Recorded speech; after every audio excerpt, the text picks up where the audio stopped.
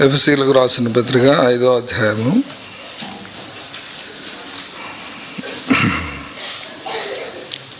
అటువలే క్రీస్తు సంఘమును ప్రేమించి అనే వచనం ఎక్కడుందో మరి తెలుగు బైబిల్లో ఎక్కడుంది చూడండి. 25-26 కాబట్టి ఆ భాగం మనము కలిసి చదువుకుందామా? ఎఫెసీయులకు రాసిన పత్రిక 5వ అధ్యాయము 25 నుంచి 27 వరకు అందరము కలిసి చదువుకుందాము. Even as Christ loved the church and gave himself for it.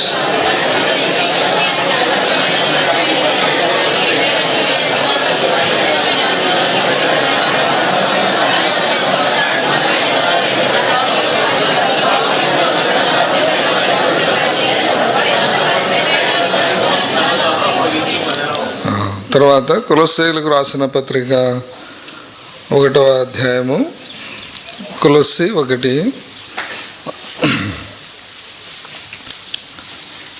కొలస్సీ 1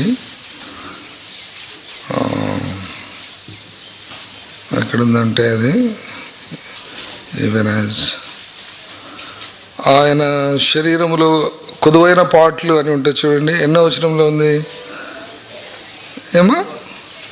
24 కదా, తెలుగులో కూడా 24 ఉందా? 24 అందరం కలిసి చూద్దామా? Who now rejoice in my sufferings for you.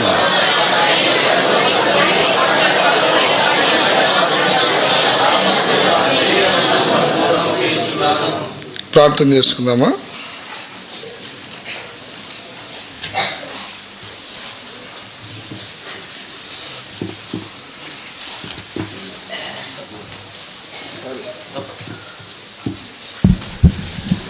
ప్రార్థన చేసుకుందామా? పరిశుద్ధ తండ్రి,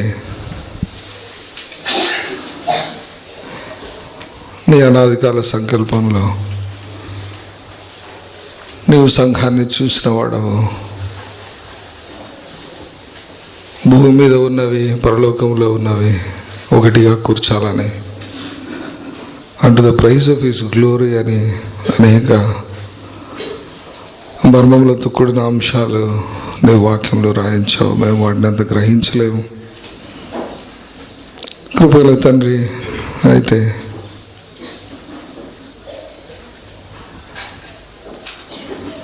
మేము పొందిన ఈ దర్శనాన్ని కాపాడుకోవలసిన బాధ్యత, దాన్ని బాగు చేసుకోవాల్సిన బాధ్యత ఈ తరంలో మా మీద ఉంది కనుక నీవు మాకు ఈ సమయంలో ఈ థీమ్ ఇచ్చావు కనుక నీ ఇంటిని గూర్చి కొంత మేము నేర్చుకుని కోరుతూ ఉన్నాము. యవనస్తులుగా బిడ్డలు నీ ఇంటి విషయమై వారు ఏం చేయాల్సి ఉందో, వారి బాధ్యత ఏంటో వారు ఎరుగునట్లు ఎట్లు నీవు నీ మహిమగల సంఘాన్ని నీవు నిర్మిస్తున్నావు. అది కర్ర గడ్డి కొయ్యకాలతో కాదు, మిక్కిలి విలువగల రాళ్లతో నీవు కడుతున్నావు.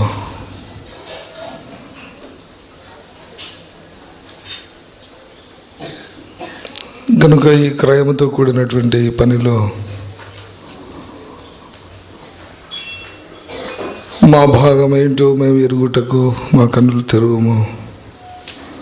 మానవ సంబంధమైనది, మానవ జ్ఞానము, లోక సంబంధమైనది ఏది కూడా నీ ఇంటిలో ఉపయోగపడదు. అది నీ ఇంటిని కట్టలేదు. ఈ సత్యాన్ని మేము ఎరుగుటకు ఎంతైనా మాకు సహాయం చేయాలనైనా నువ్వు బోధించట్లో నాకు కూడా సామర్థ్యం కలుగుటలేదు. ఈరోజు టాపిక్ ఎంతో టఫ్గా ఉంటూ వచ్చింది, నాతో కావడం లేదు. నీవు సహాయం చేస్తావని ఆశతో నమ్మకంతో నిలబడుతున్నాను. కృపతో కనికరించుము. బిడ్డలు కొంత గ్రహించి రానున్న దినాల్లో నీ కొరకు సంఘమును నిర్మించేవారుగా, సంఘములో భాగములుగా నీ ఉద్దేశములు సంఘం ద్వారా నెరవేర్చగలిగేవారుగా నువ్వు చేస్తావని మరి ప్రార్థన వలయంలో నువ్వు చేసి ముగించిన కార్యమును చేపడుతూ విశ్వాసంతో ఆశ్రయిస్తూ యేసయ్య నామమున ప్రార్థిస్తున్నాను తండ్రి, ఆమేన్.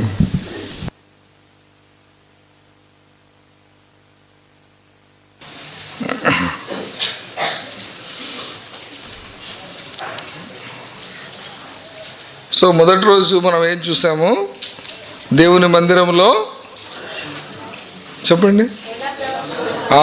గుడ్. దేవుని మందిరంలో మనం ఎలా ప్రవర్తించాలి అనే విషయాన్ని మొదటి రోజు మనం ధ్యానించుకున్నాం కదా. రెండవ రోజు ఏం ధ్యానించుకున్నాం? దేవుని మందిరానికి ఎందుకు వెళ్ళాలి, స్థానిక సంఘం యొక్క ప్రాముఖ్యతను గురించి రెండవ రోజు మనము ధ్యానించుకున్నాం. మరి ఈరోజు ఏం ధ్యానించుకోబోతున్నాం? నేను ప్రార్థన చేశాను కదా, ఎవరైనా గెస్ట్ చేశారా? ఏం ధ్యానించుకోబోతున్నాం? మీరంతా ఫ్యూచర్ ప్రీచర్స్ కదా, కావాలి, దేవుని ఆశ అదే. ఏం ధ్యానించుకోబోతున్నాం? దేవుని ఇంటిలో మన బాధ్యత ఏంటి? దేవుని ఇంటిలో మన బాధ్యత, మన వంతు ఏంటి? బైబిల్లో రాయబడినట్లుగా మనం అదే వర్డ్ వాడుకుంటే బాగుంటుందేమో. దేవుని ఇంటిలో నా వంతు. కానీ ఈ మెసేజ్ చెప్తే మీరందరూ లేచిపోతారేమో ఇక్కడి నుంచి. ఎందుకో తెలుసా? మనం చదువుకున్న కొలస్సీ 1:26 ఏముంది? చదవండి ఒకసారి ఎవరైనా గట్టిగా.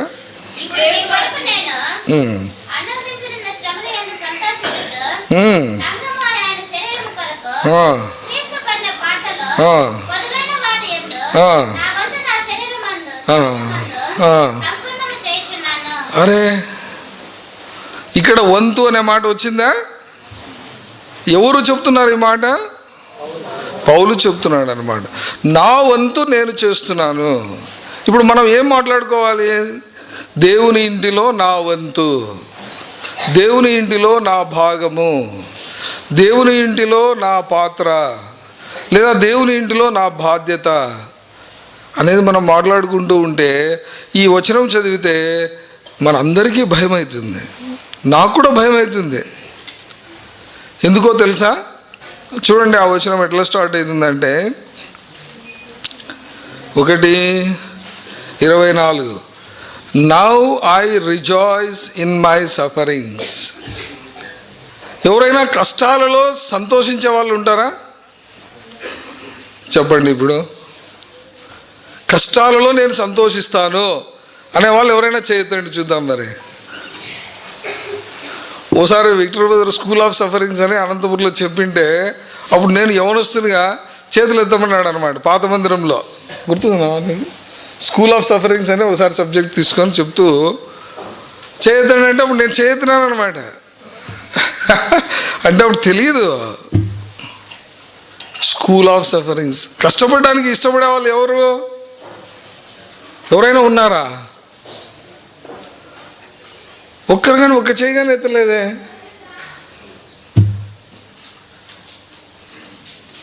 హాయిగా క్యాషువల్ వేస్తూ, హాయిగా పాటలు పాడుతూ, హాయిగా భోజనం వడ్డిస్తూ, హాయిగా అందరూ పలకరిస్తూ బాబు, నాన్న, అమ్మ అంటూ ఉంటే ఎంత సంతోషమో కదా. కానీ సంఘములో పౌలు ఏం గుర్తించాడంటే క్రీస్తు, మళ్ళీ చదవండి వచనం, నాకు చాలా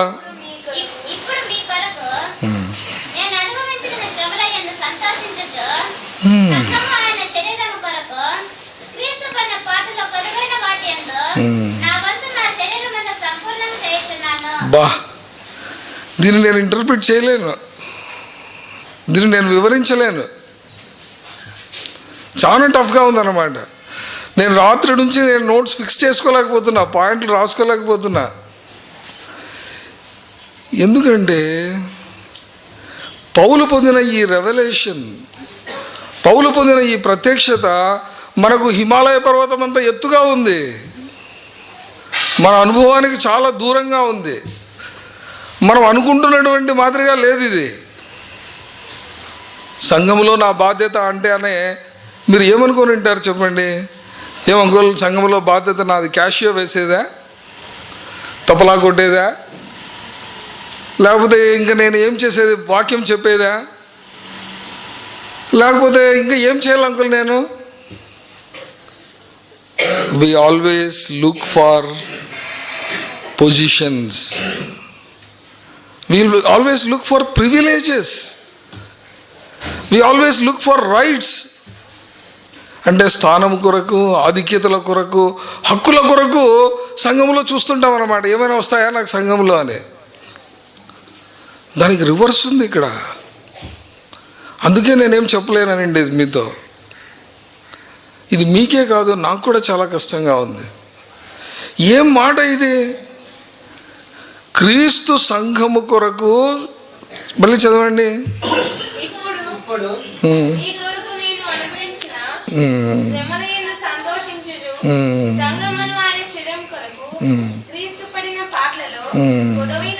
చాలుమా.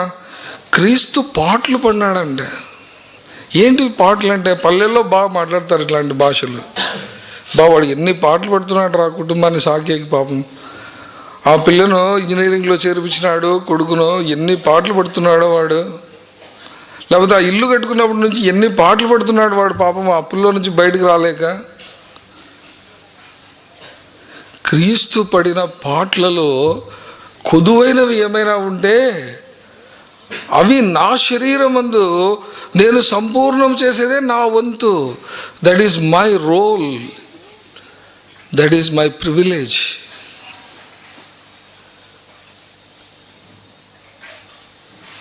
ఇష్టమా ఇది మనకు? అటువంటి రెవల్యూషన్ ఆయన కలిగి ఉన్నాడు కాబట్టి అక్కడ I rejoice in my sufferings for you. మీ కొరకు నేను ఇప్పుడు శ్రమ పడుతున్నా, నేను జైల్లో ఉన్నా, అయితే నేను దుఃఖపడడం లేదు, నేను బాధపడడం లేదు. రక్షణ పొందకముందు నేను ఎట్లా ఉంటిని? ఫిలిప్పీ పత్రిక 3వ అధ్యాయంలో చూస్తే ఆ ప్రివిలేజెస్ అన్నీ ఆయన ఉన్నాయి. మీకు అందరికీ తెలుసులేండి, నేను చెప్పే పని లేదు. గమలియేలు పాదముల దగ్గర చదువుకున్నాను. 13 ఏళ్ళకే పౌలు గ్రీక్లో, లాటిన్లో, హీబ్రూలో స్కాలర్ అంట. అంటే ఈ 3 లాంగ్వేజెస్ మాస్టర్ చేసేసినాడు, పిహెచ్డి చేసేసినాడు. అందుకే తీతు పత్రిక రాసేటప్పుడు క్రేతీయులు ఇట్లా ఉంటారు, వాళ్ళ బోధ, వాళ్ళ పోయేట్ ఇట్లా రాసినాడు అని వాళ్ళ పోయిటరీలో నుంచి తీసి వాళ్ళకి చెప్తున్నాడు అనమాట. అన్ని భాషలలో ప్రవీణుడైనటువంటి వాడు లోకంలో ఊరికే ట్యూషన్ పెట్టుకుంటే కూడా తన ఇంట్లో అనేక మంది వచ్చి గొప్ప స్కాలర్గా, గమలియేలు తర్వాత ఈయన నెక్స్ట్ జనరేషన్లో ఇంట్లో ఊరికే ట్యూషన్ పెట్టుకుంటే యూదులు డబ్బులు ఇచ్చి వాళ్ళ పిల్లలను, ధర్మశాస్త్రం బోధించిన ఆయన పౌలు గారు మా పిల్లలకని డబ్బులు ఇచ్చి ఎంతో గౌరవంతో బోధకుడా అని గౌరవించి ఇంటికి పంపిస్తారు పిల్లలను ట్యూషన్కు. అటువంటి గొప్ప వ్యక్తి, ఎంతో ఉన్నతమైన స్థానంలో ఉన్న వ్యక్తి, ఏం జరిగిందో తన జీవితంలో, ఏం చూశాడో ప్రభువులో. అందుకే గలతీ 2:20 కూడా ఒక మాట అంటాడు, నన్ను ప్రేమించి. చూడండి,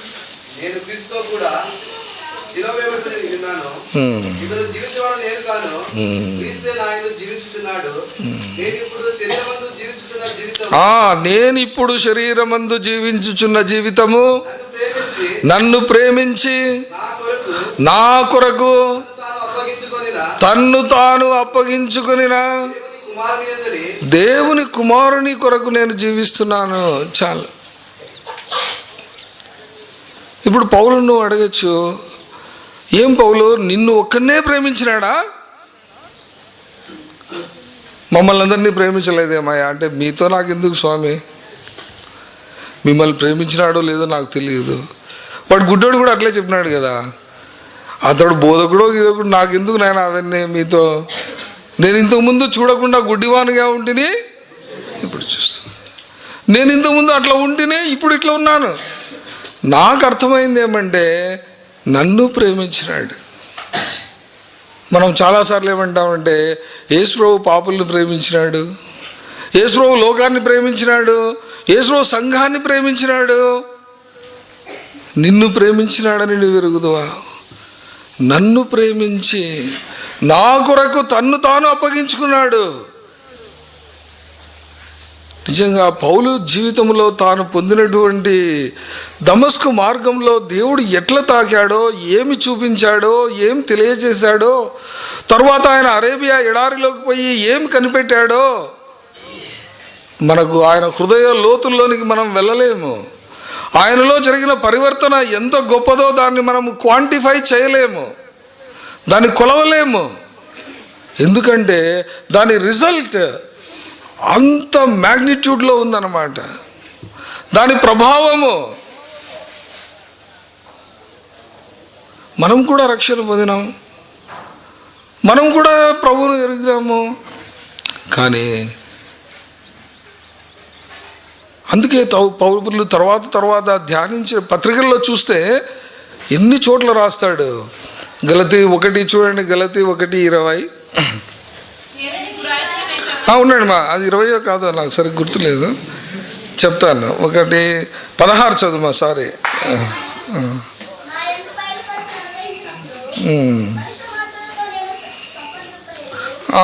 అది పైన చదువు, 15 చదువుమా.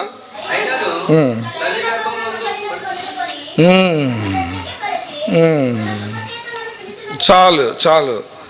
ఇప్పుడు పౌలు 30 ఏళ్ళకు రక్షణ పొందినాడు. తన జీవితం అంతా ఒకసారి కూర్చొని ఆలోచన చేస్తున్నాడు. ఎనికి నేను 15 ఏళ్ళప్పుడు ఎట్లుంటే, 10 ఏళ్ళు ఇప్పుడు ఎట్లుంటే, ఎనికి ఆలోచిస్తే నేను నా తల్లి గర్భంలో పుట్టినప్పుడే దేవుడు నన్ను ఏర్పరచుకున్నాడు. నేను ఇంకా ఏమీ తెలియనప్పుడే నన్ను దేవుడు ఏర్పరచుకున్నాడు. నా పట్ల గొప్ప సంకల్పం కలిగి ఉన్నాడు.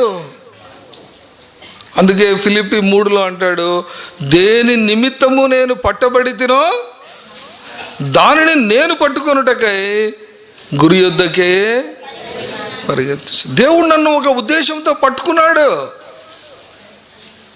ఇది చాలా ఇంపార్టెంట్. మనము రక్షణ పొందిన తర్వాత ఎందుకు నన్ను పట్టుకున్నాడు దేవుడు? తన కుమారుని నాలో బయలుపరచాలని, అన్యజనులకు నేను సువార్తికునిగా ఉండాలని, ఆయన మర్మములకు, that I may be a steward of his mysteries, ఆయన మర్మములకు నేను గృహ నిర్వాహకుడనుగా ఉండాలని ఆయన ఎరిగినాడనమాట. ఎరిగిన తరువాత ఈ లోకము తృణప్రాయంగా కనబడతా ఉంది ఆయనకు. మనము ప్రభువుని ఎందుకు వెంబడిస్తున్నాం? చాలాసార్లు మనకు ఉద్యోగం వస్తుందని, మనకు శాంతి, సమాధానం, నెమ్మది, హ్యాపీ లైఫ్, దండిగా డబ్బులు, పీస్ఫుల్ లైఫ్ కావాలని మన దృక్పథం వేరే ఉంది. కనుకనే మనము శ్రమలు అంటే ఇష్టపడడం లేదు.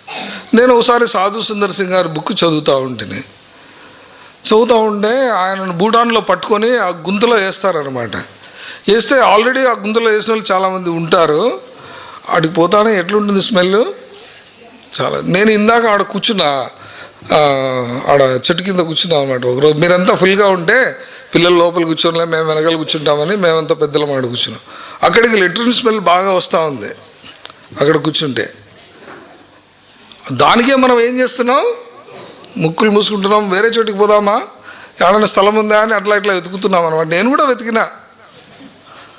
సాధు సుందర్ సింగ్ గారిని దాంట్లో వేస్తే ఆ ప్యూట్రిఫైయింగ్ స్మెల్లో తట్టుకోలేక కళ్ళు తిరుగుతూ ఉంటే అప్పుడు ఆయన చేసిన ప్రార్థన నాకు ఏడుపు వచ్చిందనమాట. ప్రభువా, నీ కొరకు ఈ శ్రమ అనుభవించుటకు నాకు అవకాశం ఇచ్చినందుకు వందనాలు అని చెప్తున్నాడు అనమాట. మనం చెప్తామా?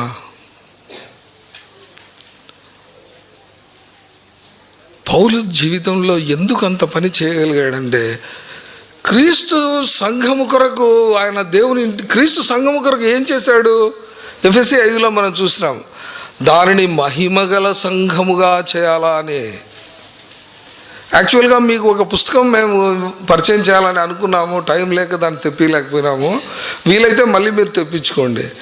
ఈ ఎఫెసీ 5లో రాయబడినటువంటి మాట ప్రకారము వాచ్మెన్ని ఒక పుస్తకం రాశాడు, మహిమ గల సంఘము అని, గ్లోరియస్ చర్చ్ అని. దేవుడు రక్షించి ఊరికే ఏదో సామాన్యమైనటువంటి విశ్వాసంలో మనల్ని ఉంచాలనేది కాదు దేవుని ఉద్దేశం. మనము మచ్చ, కలంకము, డాగు, ముడత ఏమీ లేనటువంటి సంఘముగా మనలను కడిగి శుద్ధి చేసి తయారు చేసి దేవుని ఎదుట నిలవబెట్టాలని ఆయన ఏం చేశాడంట, మన కొరకు తన్ను తాను అప్పగించుకున్నాడు అన్నమాట. మనం చాలాసార్లు ఏమనుకుంటామంటే, ప్రభువా నా కొరకు రక్తం కార్చినావు, నా పాపాలు క్షమించడానికి నీవు చనిపోయినావు, నేను చేతులతో చేసిన పాపానికి నీ చేతుల్లో మేకులు, నా కాళ్ళతో చేసిన పాపానికి మేకులు, నేను పడుకొని చేసిన పాపానికి అంతే. అంటే పాపాలు క్షమించేదానికి మాత్రమేనా? మన విజన్, మన దృష్టి, మన యొక్క గ్రహింపు చాలా తక్కువగా ఉంది. ఎందుకు తన్ను తాను అప్పగించుకున్నాడు? కేవలం నిన్ను రక్షించడానికి, నీ పాపాలు క్షమించడానికి మాత్రమే కాదు. అది కేవలం ప్రారంభం మాత్రమే.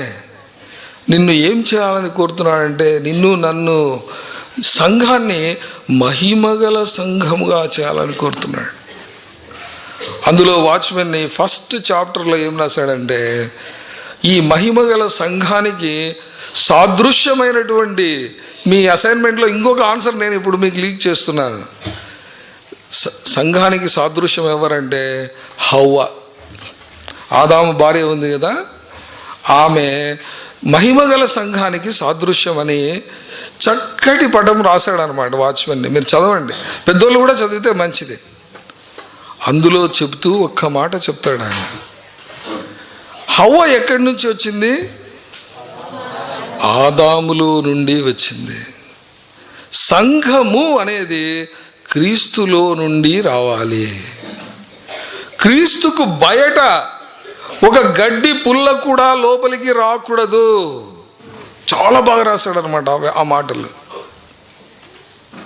క్రీస్తులోనిది కాకుండా హవ్వను తయారు చేయడానికి వేరే పెయింట్స్ కానీ ఏమన్నా కానీ ఆదాము చేసిన తర్వాత ఏమైనా ఎక్స్ట్రా బయట నుంచి తీసుకున్నాడా? No no no no. Anything out of Christ is not church. అది ఏమైనా కానీ క్రీస్తులో నుండి రావాల్సిందే.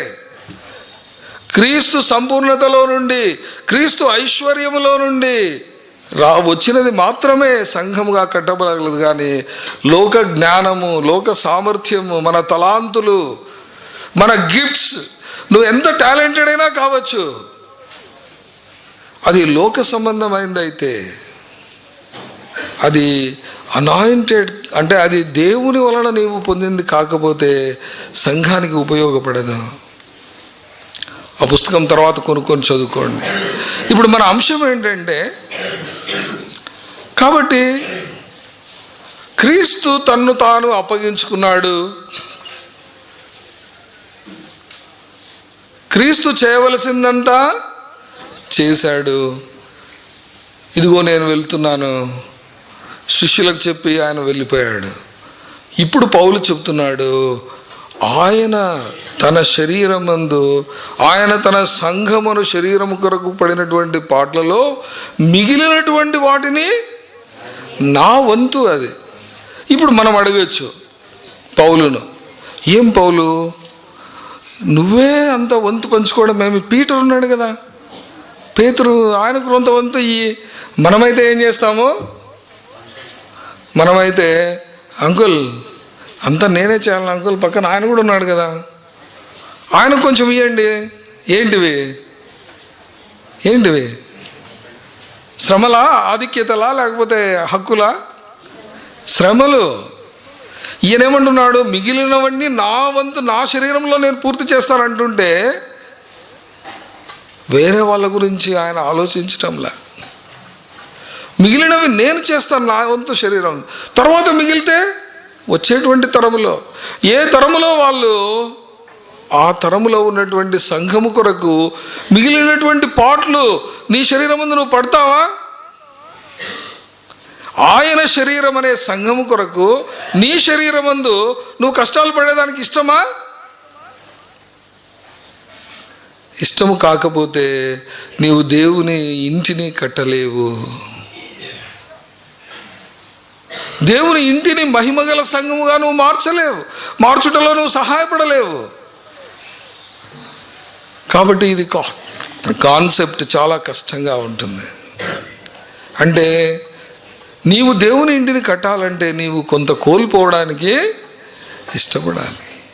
ఈ లోక సంబంధమైంది, ఈ లోక సంబంధమైనటువంటి హక్కులు, ఈ లోక సంబంధమైనటువంటి ప్రివిలేజెస్, దాన్ని వదులుకోవడానికి నీవు ఇష్టపడాలి. చూడండి పౌలు ఏమంటాడు, 1 కొరింథీ 6:12, 1 కొరింథీ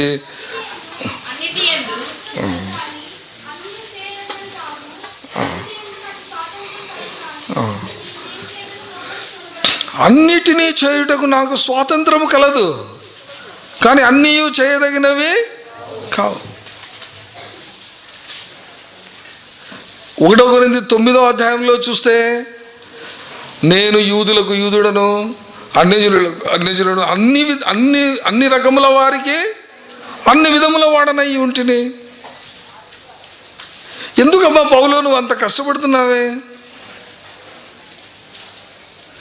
అంటే, నా హక్కును నేను కోల్పోయేదానికి కూడా ఇష్టమే. చూడండి అట్లనే 1 కొరింథీ 8 చూడండి, 1 కొరింథీ 8 లాస్ట్ వచనం చదవండి.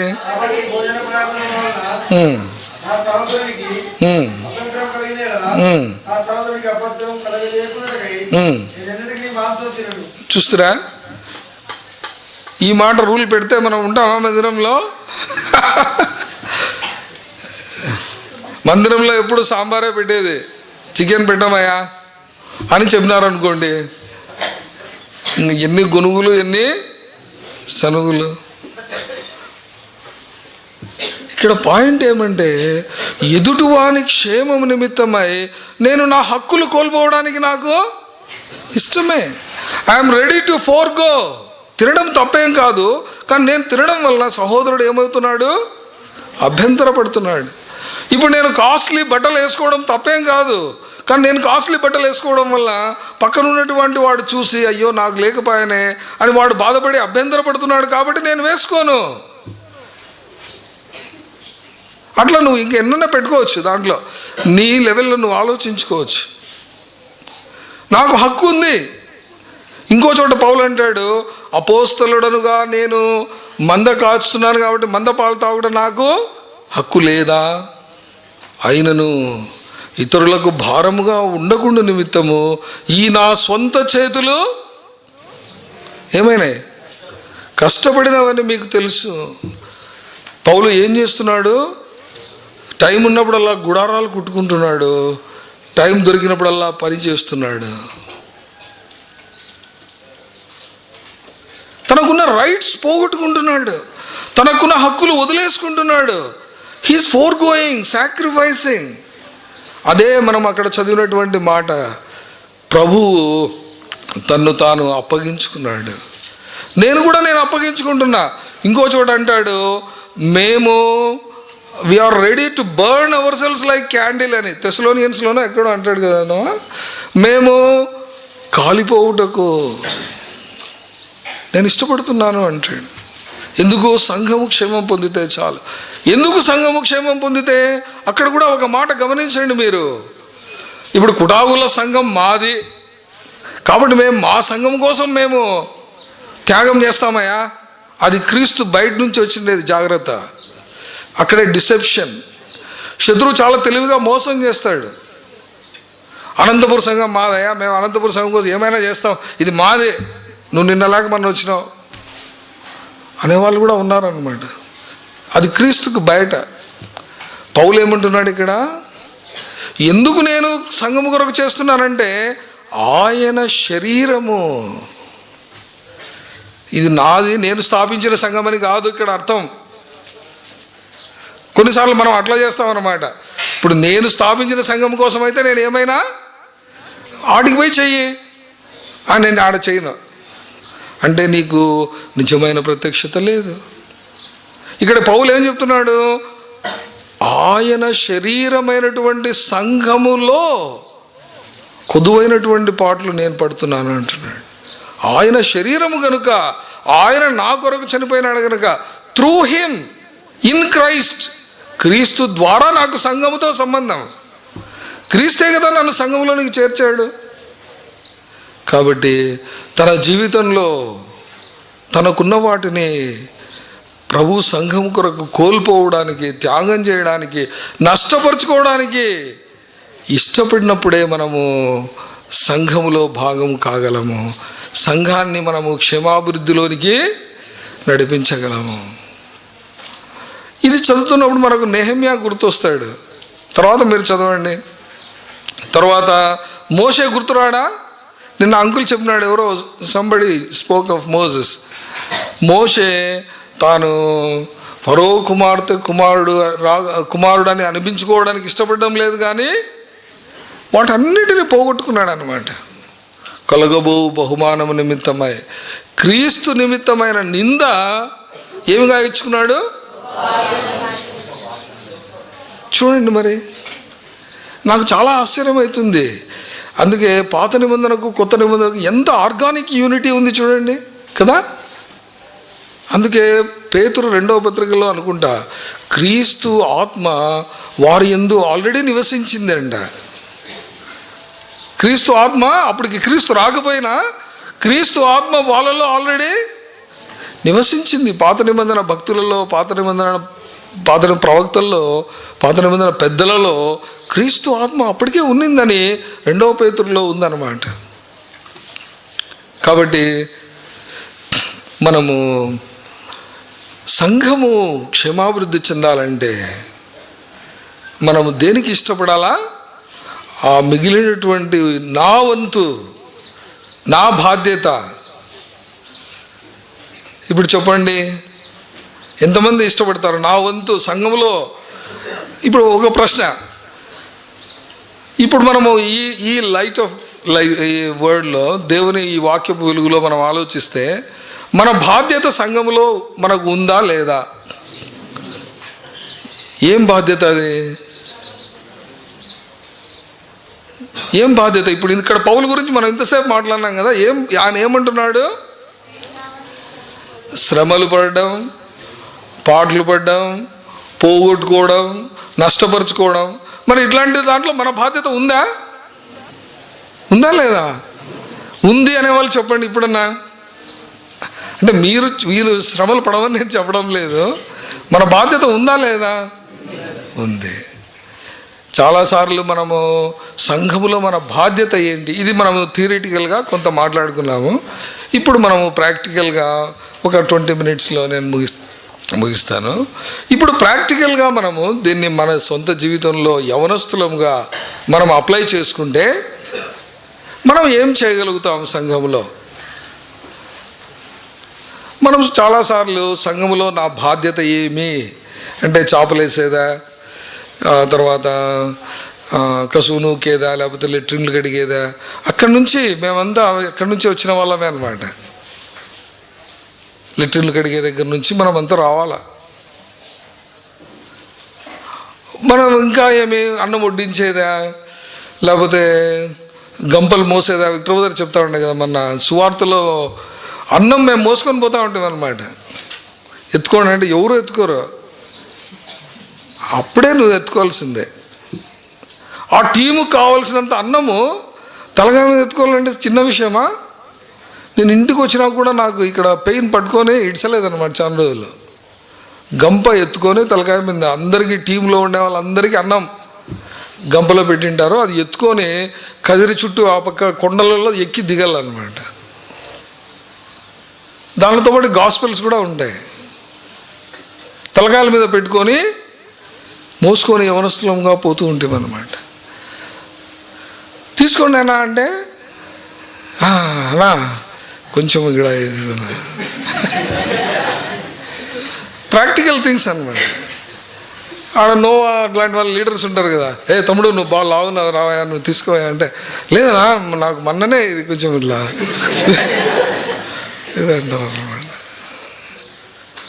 అప్పుడు నువ్వు నిజముగా సంఘము కొరకు త్యాగం చేసేవాడైతే, ప్రభువా నేను ఎత్తుకుంటాను నాకు సహాయం చేయి. ఎత్తుకోవడమే, ఎత్తుకో. ఊరికే పాటలు పాడేది, ఊరికే ఆరాధన చేసేది కాదు. సమయం వచ్చినప్పుడు త్యాగం చేయి. నష్టపోవడానికి ఇష్టపడు. ఎత్తుకున్నా నేను చిన్నప్పటి నుంచి నాకేం బరువులు మోసే అలవాటు లేదు, కానీ ఎనికిపోకూడదు అనేది నాకు ఒక తీవ్రత ఉండేదన్నమాట. అందుకే పౌలు అంటాడు ఇంకో చోట, అది నాకు ఇప్పుడు రెఫరెన్స్, నేను ఎవరి చేత కూడా, ఒక మాట చూడండి రోషం ఎంత పౌలుకు ఉందంటే,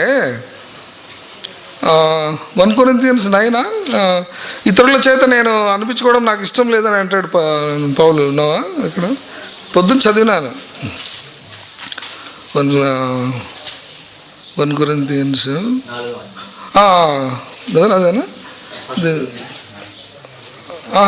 అది కాదు కదా, 9:10 చూడండి.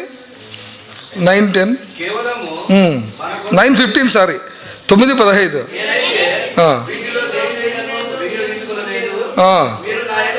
ఒక్కరునేనా? ఒక్కరు. ఎందుకు నవ్వుతున్నారా? ప్రతిదానికి నవ్వేది అలవాటు అయిపోయింది. అన్నిటికీ నవ్వడమేనా? చదవండి నాన్న.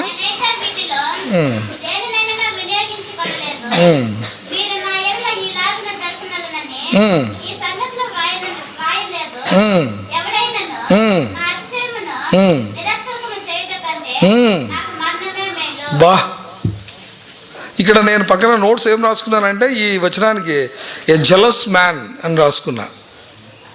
ఎంత రోషం పౌలుకు.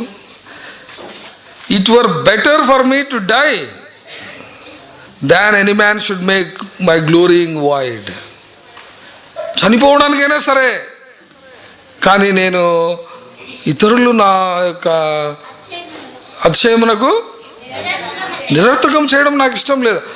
ఏం పెద్దలేవా అని ఇట్లా అంటాడు, మరి ఇప్పుడు గంప ఎత్తుకోమని చూస్తాం అని వేరేవాడు అని అంటే, నువ్వు చెప్తున్నా నువ్వు ఎత్తుకోనా?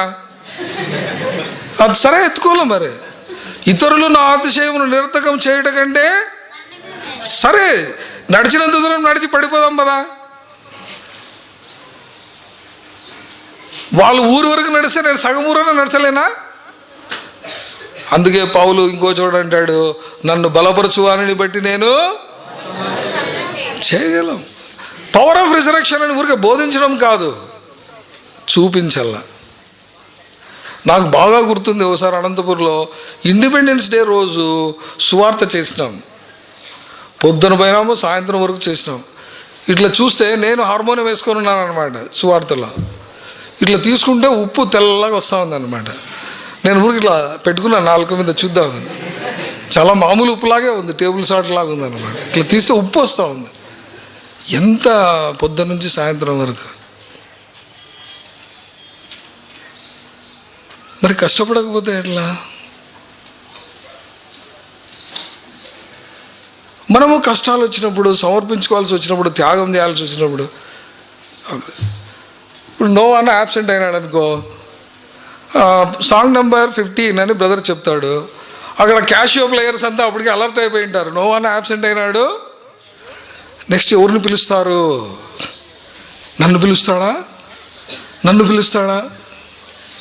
నలుగురు క్యాషియో ప్లేయర్స్ ఉన్నారనుకో మందిరంలో, నోవా లేడు, పాట సంఖ్య. అప్పుడు బ్రదర్ చూస్తూ ఉంటాడు అనమాట. అట్లా అప్పుడు ఏమనుకుంటా అంటారు క్యాషియో ప్లేయర్స్ మనసులో అంతా, నన్ను పిలిస్తే మేలు, అంటే సంఘములో ఆధిక్యత అయితే కావాలి, సంఘము కొరకు శ్రమపడుట అయితే వద్దు. నీవు ప్రత్యక్షను పొందినావా? ఎందుకు సంఘము ఈనాడు ఈ దుస్థితిలో ఉంది? సంఘము ఏమిస్తుంది? Church is not a stage to show off yourself. నిన్ను నీవు చూపించుకోవడానికి this is not a stage. Church is the altar where you have to lay down yourself. సంఘం అనేది నిన్ను నీవు అర్పించుకోవడానికి ఇది బలిపీఠం. ఇది మనం కనపరుచుకోవడం చాలా ఇష్టం.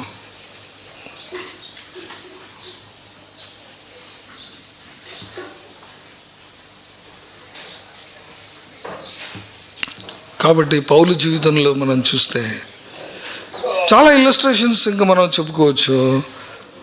ఆ విధంగా ఏదైనా సరే నా జీవితంలో కూడా నేను ఒక యవనస్తునిగా ఒక డెసిషన్ తీసుకోనంటే ఎవరు చేయకుండా వదిలిపెట్టిన పని నేను చేయాల. ఏం డెసిషను? ఎవరు చేయకుండా వదిలిపెట్టిన పని ఏమైనా ఉంటే దాన్ని నేను చేయాల. అది ఎంత హార్డ్ అన్నా కానీ, గడారు తీసుకొని గుంతలు తవ్వేది కానీ, పార తీసుకొని మన్ను నింపేది కానీ, ఇసుక మోసేది కానీ, ఇటుకలు మోసేది కానీ, ఎవరు ఏం చేయకుండా అందరూ ఇడిచిపెట్టినారనుకో ఆ పనినే నేను చేయాల.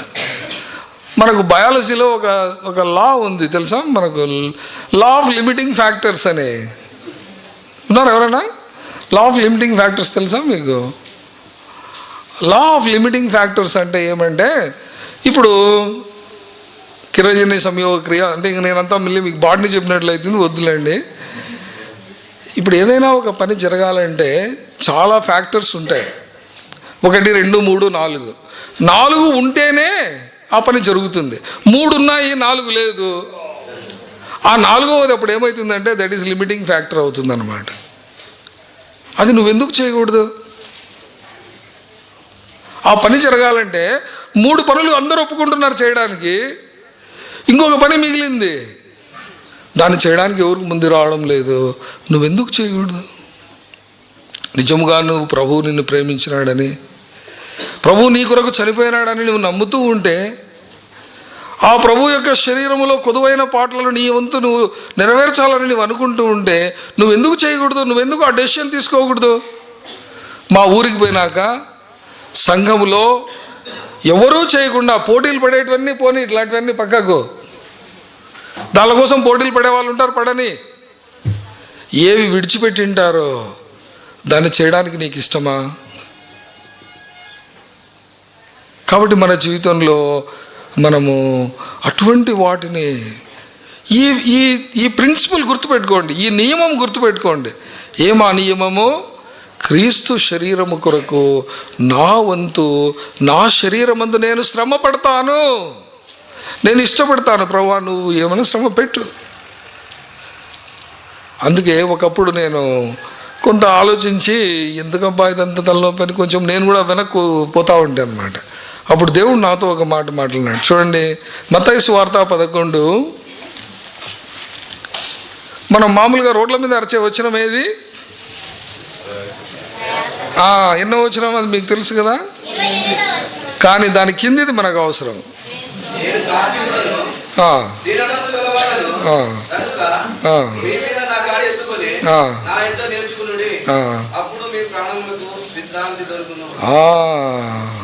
28 అది బయట వాళ్ళకు, రక్షణ పొందిన వాళ్ళకు మనం అంతా అరుస్తుంటాం. 29 ఎవరికి? మనకు, రక్షణ పొందినటువంటి మనకు. ఆయన ఎద్దులం మనం, ఆయన పొలంలో పనిచేసేటువంటి ఎద్దులం మనం. యజమానుడు కాడి ఎత్తుతానే ఇట్లా వచ్చి పెడతాయన్నమాట. పల్లెల్లో మీరు చూసినారా లేదా? రే బండి కట్టిపోరా అని చెప్తాడు కొడుకు, రైతు. ఎద్దులను తీసుకొని పోతాడు. ఎద్దులను అట్లా 2 పక్కన నిలబెట్టి కాడిమాన ఎత్తుతానే ఎద్దులు ఏం చేస్తాయి? ఎంత ట్రైన్ అప్ అయిపోయినాయి అవి. అందుకే కదా దేవుడు ఏడుస్తున్నాడు, ఎద్దు మేలు అని ఉంది కదా ఎక్కడో. అవి మేలు కదా. కాడి ఎత్తుతే మనం ఏం చేస్తాం? అటు నుంచి పక్కకు, ఇది నా మీద ఆడపెడతారో ఇంకా పని ఒకటి తయారైందంటే. చూడండి ఎంత ప్రాక్టికల్గా మనం ఎట్లా ఉన్నాము. కాడి ఎత్తుతానే ఎద్దులు 2 వచ్చి తలకాయ పెడతాయన్నమాట. నా యజమానునికి నేను సహాయపడాలి, అందుకోసమే కదా నన్ను సాకుతున్నాడు, అందుకోసమే కదా నాకు గడ్డేస్తున్నాడు. దేవుడు అంటున్నాడు, ఎద్దు తన కామందును ఎరుగునే, నా ప్రజలు నా కాడి మోయకుండా ఉన్నారు. ఈ మాట ద్వారా నేను ఐ వాజ్ ఎంకరేజ్డ్. ఇక్కడ ఏమంటున్నాడంటే, నీవు నీ కాడి ఎత్తుకుంటే then you shall find rest and your souls. అప్పుడే నీకు కాడి మోయకుండా తప్పించుకొని తిరుగుతున్నావా, యూ కెనాట్ ఫైండ్ రెస్ట్. నీకు రెస్ట్ ఉండదు. నా ఎక్స్పీరియన్స్లో నేను చెప్తున్నా, కాడి తప్పించుకొని బరువైన పనులు వస్తాయని తప్పించుకొని ముందుగానే తెలివితో తప్పించుకొని తిరుగుతున్నావా, you will not find rest. అంతేకాదు రాబో లోకంలో నీకు బహుమానాలు ఏమీ ఉండవు. మోషే ఇక్కడ త్యాగం చేశాడు కాబట్టి అక్కడ గొప్ప బహుమానం. పౌలు ఇక్కడ సమర్పించుకున్నాడు కాబట్టి నీతి కిరీటం. మనకు రెండూ కావాలా, ఈ లోకంలో ఇది కావాలా. God will never change his principles. తన ప్రిన్సిపల్స్ ఆయన ఎప్పుడూ మార్చుకోండి. మీరు ఒక చిన్న ఇది కూడా రాసుకోండి, ఒక చిన్న సేయింగ్ ఉంది, బేర్ ద క్రాస్, చెప్పండి, వేర్ ద క్రౌన్, రాసుకోండి. B E A R bear, B E A R bear, the cross CROSS, wear the crown WEAR, అంటే సిలువ మొయ్యి తర్వాత ఏం ధరించుకో, కిరీటం ధరించుకో. కాబట్టి మన జీవితంలో మనము సంఘములో మన బాధ్యత ఏంటంటే క్రీస్తు కొరకు శ్రమపడడానికి ఇష్టపడ్డాం. మనం ఎంతసేపు సంఘంలో మన బాధ్యత అంటానే యాపరెంట్గా కనిపించేటివి. నాకు ఏం చెప్తారు అంకుల్, సండే స్కూల్ తీసుకోమంటారా, ఏం ఇన్ని రోజులు అయింది కదా నేను సండే స్కూల్ ట్రై చేస్తున్నా అంకుల్, పాటలు పాడమంటారా అంకుల్. చాలాసార్లు మనం ఇంకా ఏం చేస్తూ ఉంటాం, ఎప్పుడెప్పుడు నాకు ఇస్తారా అన్నట్లు ఉంటాం. కానీ చూడండి, పేతురు రాసిన పత్రిక 1వ పత్రిక 5వ అధ్యాయం, 1 పేతురు 5. నిన్న అంకుల్ చెప్తుండే, కెన్నెత్ అంకుల్, మేము ఆడ భోంచేసేటప్పుడు, మన పిల్లలకు విశేషమైన జ్ఞానం ఉందండి. చిన్నప్పటి నుంచి వాక్యం విని విని విని they are very rich with word అని. ఇప్పుడు నేను చెప్పాలిగా మీకు అర్థమైంటుంది కదా ఏమి చెప్పింటాడు అంకుల్ అని. మీరు గెస్ట్ చేశారా? చాలామంది జ్ఞానం గల వాళ్ళు అప్పుడే గెస్ట్ చేసి ఉంటారు. చదవండి, గట్టి చదువుమా.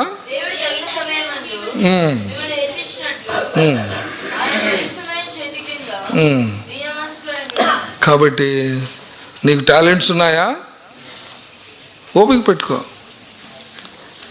ఆయన బలిష్టమైన చేతి కింద నువ్వు ఎట్లా ఉండు, దీన మనస్కుడవై ఉండు. నీకు టైం వస్తుంది, దేవుడు నిన్ను బయటికి తీసుకొచ్చే టైము వస్తుందన్నమాట.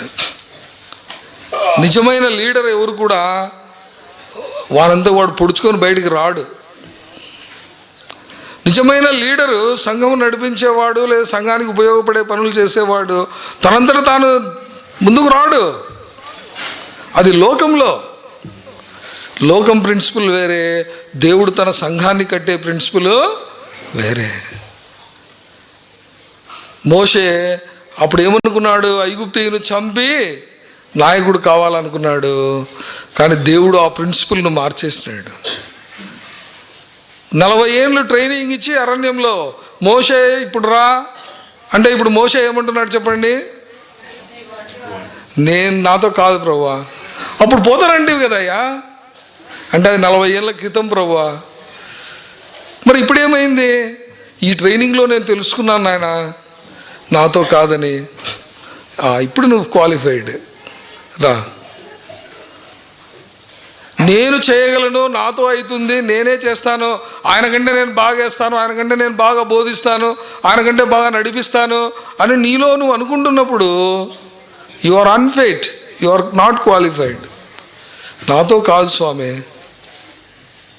నేను చేయలేను నాయన. ఇదే పౌలు ఏమంటాడు, అందరికంటే ఎక్కువ ప్రయాసపడితే కానీ ప్రయాసపడినది నేను కాదు. ఉత్తమ మాటలు చెప్పలే ఆయన, మన మాదిరి బయట ఒకటి లోపల ఒకటి కాదు. పౌలు యథార్థంగా చెప్తున్నాడు, ప్రయాసపడింది నేను కాదు, నాకు తోడై ఉన్న దేవుని కృపయే. మనం ఏదైనా ఒకటి చేస్తానే, నేనే చేశాను బ్రదర్, నేనే ఇందాక పాట వేసింది, ఎవరు బలి కొడుతుండ్రు కదా తప్పులు అంటే నేనే అంకుల్, ప్రయాసపడినది నేను కాదు, నాకు తోడై ఉన్న దేవుని కృపయే అంటాడు అన్నమాట. కాబట్టి మన జీవితంలో మనం ఎప్పుడు కూడా ఎట్లుండాలంటే, నేను చేయలేను ప్రభువా, నీ కృప నాకు అవసరం, నీ ఇష్టం. కాబట్టి మనం మొదటిదిగా నేనేం చెప్పాను, ఇంతకుముందు ఏం చెప్పినా, శ్రమ పడడానికి మనము ఇష్టపడాలి. రెండవదిగా ఏం చెప్పినాను, దీన మనస్కులై మనం ఎట్లుండాలి, దాగి ఉండాలి. దీన మనస్కులుగా మనం ఏమి ఉండాలి. ఇంకొకటి చెప్పి ముగిస్తాను. 2 పేతురు 2 తిమోతి 2:15. 2 తిమోతి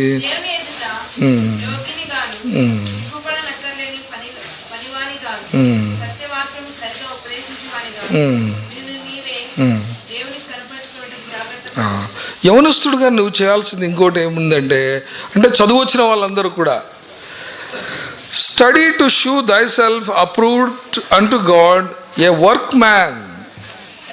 దేవుడు మెచ్చుకునేటువంటి పనివాడుగా నీవు సిద్ధపడుతూ ఉండాలన్నమాట. ఎందుకంత దీర్ఘం తీసినాను, ఎంతకాలం సిద్ధపడాలనుకోవాలి. నేను సిద్ధపడినాను, ఇంకా మీరు దిగండి, నేను వస్తాను వాటికి కాదు. యవనస్తుడుగా నువ్వు ఏం చేయాలంటే, study to show thy self as a approved workman. నువ్వు ట్రైనింగ్లో ఉండు, నువ్వు స్టడీ చేస్తూ ఉండు. మనం ఎప్పుడు స్టడీ చేస్తామో, నాకు మెసేజ్ ఏమైనా ఇస్తే అప్పుడు నేను కాదు, నీ లైఫ్ లాంగ్ ఇది నీకు టెక్స్ట్ బుక్. ఇది నువ్వు చదువుతూనే ఉండాలి. క్రీస్తు మహిమైశ్వర్యం దీంట్లో వెతుకుతూనే ఉండాలి. అప్పుడు నువ్వు మంచి వర్క్ మ్యాన్గా తయారవుతావు. నీకు కూడా టైం వస్తుంది. నేను యవనస్తులు ఉన్నప్పుడు ఇట్లనే అనుకుంటా ఉంటాను అనమాట, మీ మాదిరి. అందుకే నన్ను అనంతపురంలో మనోహర్ రెడ్డి అని ఒక ఆయన ఉండే, ఆయన నన్ను మిస్టర్ సజెషన్ అని పిలుస్తుండే అనమాట. మిస్టర్ సజెషన్ అని నన్ను అనేవాడు. అంటే నేను ఎక్కువ సలహాలు చెప్తుండే అనమాట అన్నకు పోయి. యవనస్తులుగా ఉన్నప్పుడు, నువ్వు భలే సలహాలు చెప్తావా, నీ సలహాలు నీ దగ్గర పెట్టుకోపా స్వామి పో అంటే. అప్పుడు ఎట్లుంటుందంటే, మనకు వీళ్ళకేం సరిగా లేదు. నేను ఎంబీఏ చేసినాను, నేను ఇంజనీరింగ్ గ్రాడ్యుయేట్, నేను మేనేజ్మెంట్ స్టడీస్ చదివినాను. వీళ్ళంతా పాతకాలం వల్ల వీళ్ళకి ఏమొస్తుంది, ఈ ప్రాబ్లం ఎట్లా సాల్వ్ చేయాలా, ఇది ఎట్లా చేయాలా అని మనం సలహాలు ఇచ్చేదానికి పోతుంటాం, రెడీగా ఉంటాం అన్నమాట. కానీ ఇంకా నీ టైం రాలేదు, దాగి ఉండు. ప్రభు కూడా అన్నాడు కదా, my our is not at come. నా సమయం ఇంకా రాలేదు, నీవు దాగి ఉండు, నీ సమయం వస్తుంది. అప్పుడు దేవుడు నిన్ను తన ఆర్మరీలో నుంచి, తన ఆయుధశాలలో నుంచి నిన్ను ఒక బలమైన బాణముగా తీయబోతున్నాడు. ఆ పొద్దు నిన్ను నిలబెడితే నువ్వు వాడిగల బాణముగా ఉండడానికి సిద్ధపడు. సిగ్గుపడని అక్కరలేని పనివానిగా నీవు ఉండడానికి సిద్ధపడు. ఇప్పటి నుంచి సిద్ధపడు, చదువు. దేవునికి అవసరం వచ్చినప్పుడు నిన్ను తీసేదానికి పోతాడనమాట. అందుకే పాత నిబంధనలో ఒక మాట ఉంది, ఇశ్రాయేలు జవుకుచున్న విల్లు అని. దేవుడికి అవసరం వచ్చింది, దేవుడు యుద్ధం చేయాలని విల్లు ఎక్కువ పెడతా ఉన్నాడు. అప్పుడు ఆ విల్లు ఏం చేస్తూ ఉందంట, జవుకుతూ ఉందంట. అంటే అది బెండ్ అయిపోతూ ఉంది. ఇట్లా బాణం వదలడానికి స్టిఫ్గా లేదు, సిద్ధపడలేదు అనమాట. నువ్వు సిద్ధపడు. సంఘం కొరకు నువ్వు చేయాల్సిన బాధ్యత, శ్రమపడడానికి ఇష్టపడు, దాగి ఉండు, సిద్ధపడుతూ ఉండు. దేవుడు తగిన సమయంలో నిన్ను కూడా సంఘములో బలమైన వ్యక్తిగా చేస్తాడు. కనపడేటువంటి పరిచర్యలు చేసే వాళ్ళే గొప్ప అని అనుకోవద్దండి. ఇంకా చాలా అంశాలు ఉన్నాయి, మనం మాట్లాడలేమన్నీ. ఇంకా చాలు, ఈ 3 గుర్తుపెట్టుకో. ఆయన కొరకు శ్రమపడడానికి ఇష్టపడు. ప్రాక్టికల్ డెసిషన్ ఏమి దాంట్లో, అందరూ ఇడిచిపెట్టిన పని చేయి, ఎవరు ఇష్టపడని పని నువ్వు చేయి. తర్వాత రెండవది, దాగి ఉండు. నిన్ను నువ్వే పోస్ట్ చేసుకోవద్దు, నిన్ను నువ్వే కనపరుచుకోవడానికి ప్రయత్నించొద్దు. దేవుని ఇల్లు మనల్ని మనం కనపరుచుకునేటువంటి డ్రామా స్టేజ్ కాదు. ఇది భయంకరమైన స్థలం, ఇది ఆల్టర్. ఇక్కడ పెట్టుకోవాలా మనం. ప్రభువా నన్ను అంగీకరిస్తావా? మూడవది, నిన్ను నీవు సిద్ధపరచుకో. ఇంకోటి, నేను మీకు యవనస్తులుగా అంటే అంటే ఒక థాట్ వచ్చింది కాబట్టి చెప్తున్నా. ఓపెన్ బైబిల్ అని ఇంతలో బైబిల్ ఉన్నాయి నాన్న, ఇక్కడ చూస్తే బుక్ రూమ్లో లేవు అవి. That is a very good study Bible. మీరు దేవునికి మంచి పనివారుగా సిద్ధపడాలనుకున్న వాళ్ళంతా ఓపెన్ బైబిల్స్ కొనుక్కోండి. నోవాంకులను అడిగితే మీకు తెప్పిస్తాను. మీ పేర్లు ఇవ్వండి, మీకు తెప్పించి మీ మందిరాలకు చేరుస్తాం కావాలంటే. నేను వాడేది కూడా ఓపెన్ బైబిలే. చాలా తక్కువ రేట్లో మనకు ఈ స్టడీ బైబిల్ ఉంది, చాలా స్క్రిప్చరల్గా బాగుంటుంది. అట్లాంటి స్టడీ బైబిల్స్ మన దగ్గర ఉంటే మనం బాగా మంచి పనివారుగా సిద్ధపడవచ్చు. మనం బాగా మేసే వాళ్ళంగా ఉంటే మనం వేరే గొర్రెలతో కొట్లాడే వాళ్ళగా ఉండము. కాబట్టి మంచి మేత కొనుక్కోండి, మంచి టెక్స్ట్ బుక్ కొనుక్కోండి, విత్ గైడ్, విత్ నోట్స్ ఇందులో ఉంది. కాబట్టి ప్రభు అట్లా మనకు సహాయం చేయనుగా.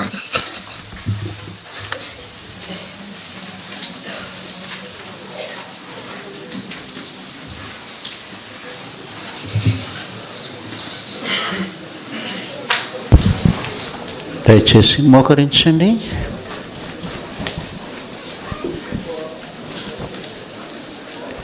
ఒక 5 నిమిషాలు ఈ విన్న వాక్యము చేత మనము రోషము పుట్టించుచుండగా ఒక సహోదరు సహోదరి ప్రభు సమర్పించుకుంటూ ప్రార్థన చేయండి. చేయొద్దండి, టైం సేవ్ అవుతుంది. మీకు మైక్ ఇస్తారు. ప్రభువునకు సమర్పించుకుంటూ ఈ 3 అంశముల విషయంలో ప్రార్థన చేస్తాం. పరిశుద్ధ తండ్రి, దయగలిగిన గొప్ప దేవా, యేసుక్రీస్తు ప్రభు శ్రేష్టమైన నామమున ఈ ఉదయకాల సమయంలో నువ్వు మాట్లాడుతూ వచ్చినందుకై హృదయపూర్వకంగా స్తుతిస్తా ఉన్నాను. దయగల తండ్రి, నా మటుకు నేను ప్రభా ఈ 3 విషయాల్లో తప్పిపోతా వచ్చాను, ఒప్పుకుంటా ఉన్నాను. ఇంకా నాకు సమయం ఎంతో ఉంది. నా జీవిత కాలం అంతా కూడా తెగల తండ్రి మరి నీ శరీరం కొరకు, వాటిలో కొదువైన వాటి కొరకు నా వంతు నేనుగా శ్రమ పడినట్లుగా ప్రభా దాని కొరకై నేను సిద్ధపడ్డాని కొరకై నాకు సహాయం చేయి. నమ్మదగిన తండ్రి, సత్యవాక్యమును సరిగా బోధించేవానిగా, నిరంతరము నీ వాక్యమును ధ్యానించేవానిగా నా జీవిత కాలం అంతా కూడా నీవు నాకు సహాయపడుతూ రమ్మని ప్రార్థిస్తా ఉన్నాను. నమ్మదగిన తండ్రి, నీవు మాట్లాడుతూ వచ్చిన ఈ శ్రేష్టమైన మాటలను బట్టి నా జీవితంలో నా మటుకు నేను నీ కొరకాయ్, సంఘం కొరకాయ్ ఒక బాధ్యత కలిగిన వానిగా ప్రభా నేను ఉండగలిగినట్లుగా చెయ్యి. అంతం వరకు కూడా నీవు నాకు తోడుగా ఉంటావని నమ్ముతూ స్తుతిస్తూ యేసు ప్రభు శ్రేష్టమైన నామమున ప్రార్థిస్తున్నాను తండ్రి, ఆమేన్. ఒక సహోదరి చేయెత్తితే మీకు మైక్ ఇస్తారు.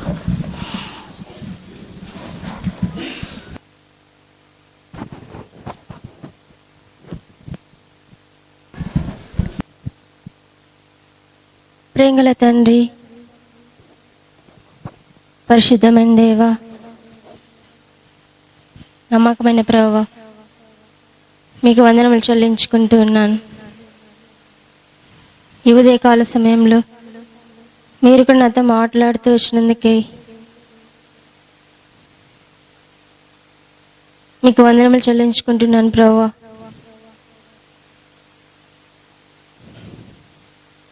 మీరు నా కొరకు ఎన్ని పాటలు పడుతూ వచ్చినారు ప్రభువా.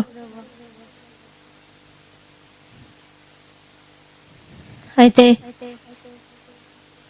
నేను మీ కొరకు ఎంత మాత్రము పాటలు పడేదానిగా లేనని మీ సన్నిధిలో ఒప్పుకుంటున్నాను. శ్రమ పడేదానిగా లేనని ఒప్పుకుంటున్నాను ప్రభువా.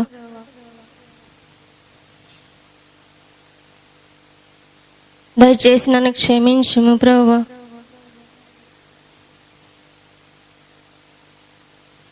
అలాగున క్షమించవలసిందిగా ప్రార్థిస్తూ ఉంటున్నాను. యేసు ప్రభువా, మీ కొరకు శ్రమ పడుటలో దీన మనస్సు కలిగి పెద్దలకు లోబడి ఉండుటలో,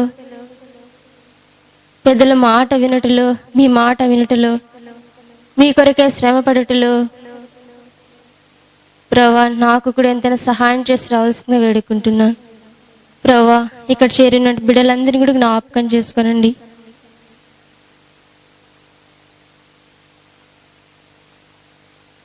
అలాగ సహాయం చేయవలసిందిగా ప్రార్థిస్తూ ఉంటున్నాను. అలాగనే ప్రభువా, సిగ్గుపడనక్కర్లేనటువంటి పనిదానిగా, పనివారముగా నన్ను, మమ్మను మీరెంతైనా సిద్ధపరచవలసిందిగా వేడుకుంటూ యేసునామమున ప్రార్థించి స్తుతించి అడిగి వేడుకుంటున్నాను తండ్రి. కూడికైన తర్వాత వెంటనే లేచి బ్రేక్ఫాస్ట్ కూర్చోండి.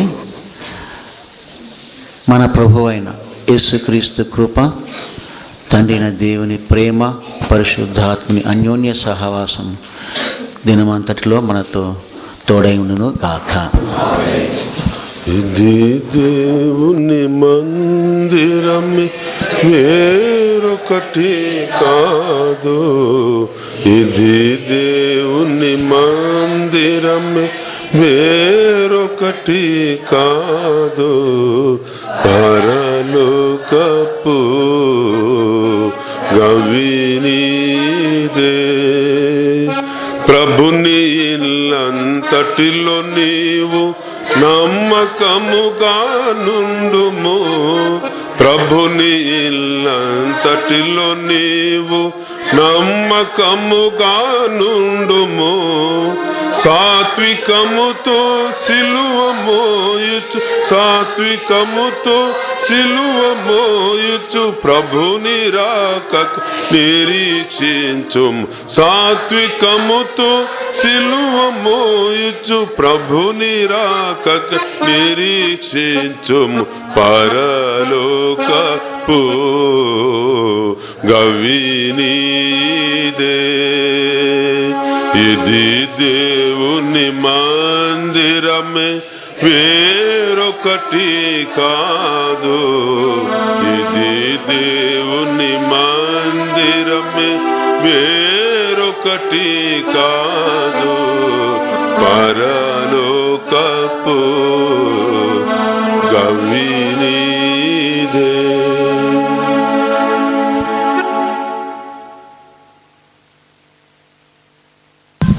త్వరగా బ్రేక్ఫాస్ట్ చేయండి.